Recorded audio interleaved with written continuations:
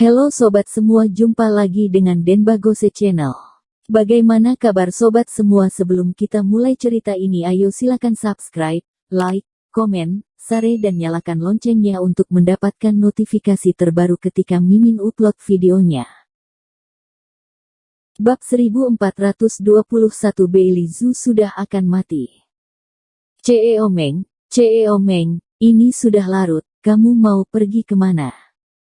Melihat Ferdinand keluar dari kamar, Bailey Zhu berlari cepat, tidak peduli pada darah di sekitar tubuhnya.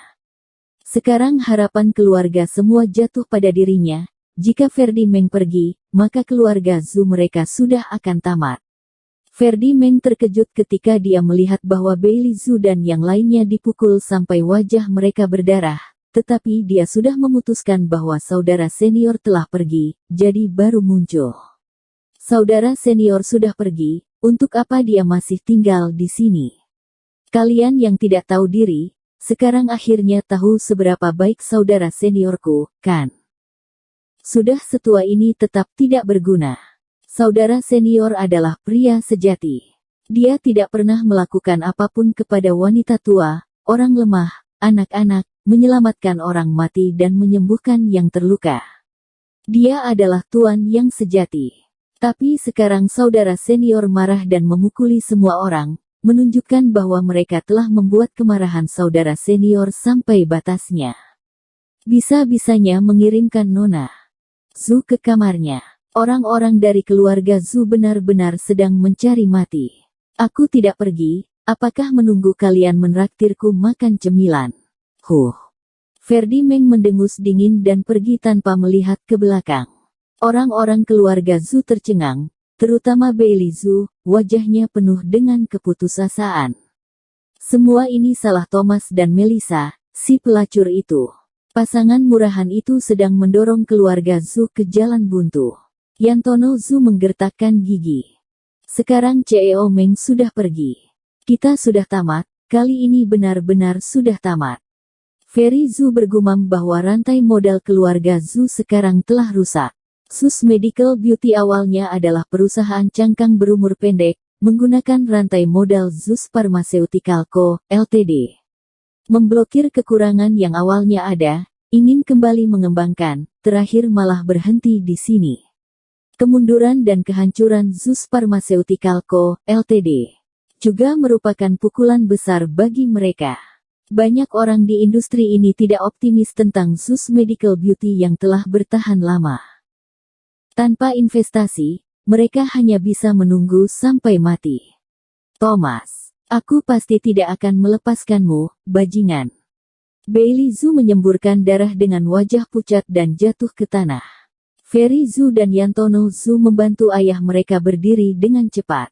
Sekarang keluarga Zhu telah mencapai titik bahaya tertinggi, jadi Bailey Zhu menjadi cemas, merasa keluarga Zhu telah mencapai akhir, dan muntah darah.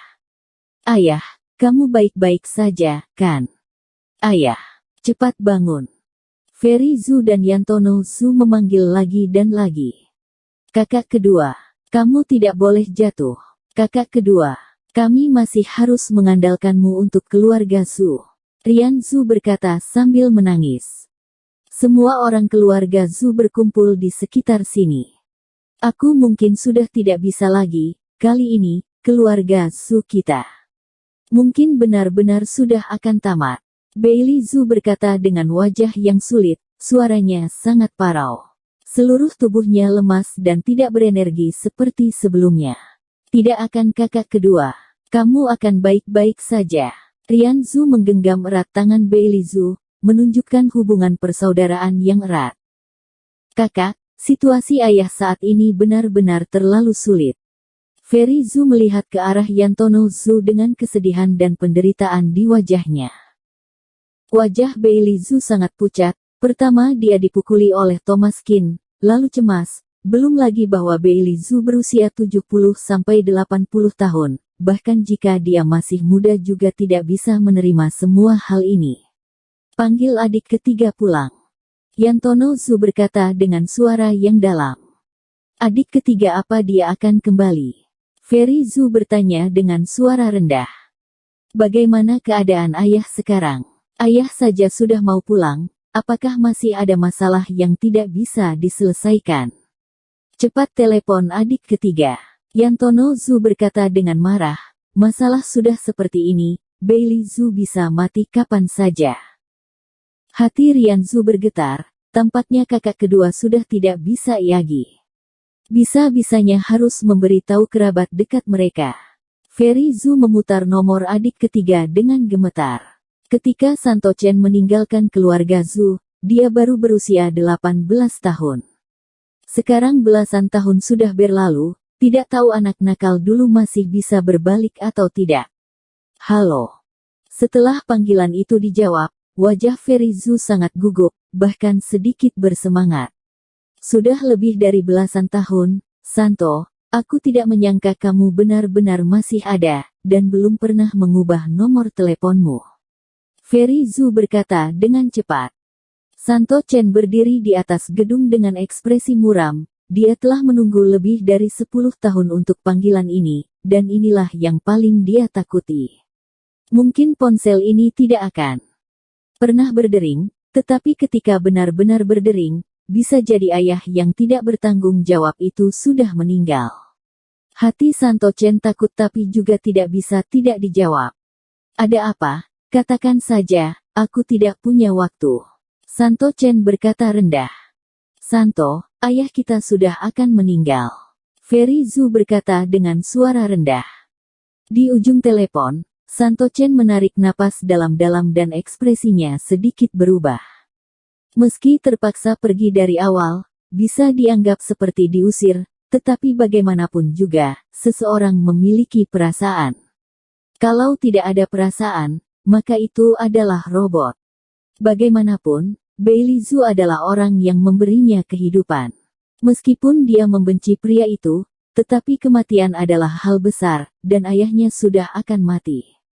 Pada saat ini, hatinya tetap berubah menjadi rumit. Orang mati seperti lampu, jika mereka benar-benar mati, maka benar-benar hilang. Kematiannya, apa hubungannya denganku? Santo Chen berkata dengan suara yang dalam, mengepalkan tinjunya erat-erat, ekspresinya suram dan menakutkan. Seorang pria bermartabat, hatinya malah sangat rumit. Lebih dari 10 tahun, Santo Chen tidak pernah berhubungan dengan keluarga Zhu. Dia seperti orang mati. Tidak ada yang pernah menyebutkannya. Jangankan Feri Zhu dan Yantono Zhu, bahkan Bailey Zhu juga tidak pernah menyebutnya. Karena saat Santo Chen berusia 45 tahun, berada di puncak kehidupan, tidur di luar bersama wanita lain dan melahirkan anak-anak liar, jadi selalu ditolak oleh keluarga Zhu. Hingga usia 8 tahun ketika ibu Santo Chen meninggal, dia baru diterima oleh keluarga Zhu. Tetapi pada saat itu, Feri Zhu dan Yantono Zhu sangat tidak menyukai adik ketiganya. Mereka takut Santo Chen akan mengambil harta warisan mereka. Santo Chen hanyalah anak di luar nikah ayahnya dengan seorang wanita di luar, jadi mereka tidak peduli dengan hidup atau mati anak itu, terus melecehkannya, dan ayahnya juga selalu memilih untuk mengabaikannya. Di keluarga Zhu, Santo Chen tidak punya apa-apa, statusnya bahkan lebih rendah dari seorang bawahan, karena Feri Zhu dan Yantono Zhu ingin mengusir adik ini keluar rumah. Akhirnya pada hari upacara kedewasaannya, Santo Chen memilih untuk meninggalkan keluarga Zhu, keluarga dingin tanpa suhu sedikit pun, di mana tidak ada ruang untuknya. Jadi apa gunanya tinggal di sana? Santo Chen, sendirian, naik kereta dan pergi menuju Dongbei. Dalam 10 tahun terakhir ini, Santo Chen menjadi sedikit terkenal. Feri Zhu mendengar kabar bahwa Santo Chen adalah tangan kanan Kaisar Dongbei. Kekuatannya tinggi dan sangat hebat. Jadi Feri Zhu menelepon Santo Chen pasti memiliki arti lain, yaitu melalui kematian ayahnya, membiarkan Santo Chen kembali dan membersihkan kekacauan keluarga Zhu untuk mereka. Ada pepatah kuno yang baik, orang mati seperti lampu mati, bagaimanapun dia juga ayahmu, dia akan mati sekarang, tidak bisakah kamu datang menemuinya? Keluarga Zhu kita sudah akan diratakan oleh orang. Kalau bukan karena ini, ayah juga tidak akan cemas dan mempertaruhkan nyawanya. Santo, aku dan kakak pertamamu juga demi kebaikanmu dulu, mengajarimu dengan ketat. Ayah terlalu sibuk, mengabaikanmu, tapi kamu tidak boleh melihat ayah mati seperti ini dan keluarga Zhu kita dihabisi oleh orang tidak jelas. Bersambung. Terima kasih kepada kalian yang telah menonton video ini. Jangan lupa tekan tombol subscribe-nya dan nyalakan notifikasinya untuk mendapatkan video-video seru lainnya dari channel Denbagose.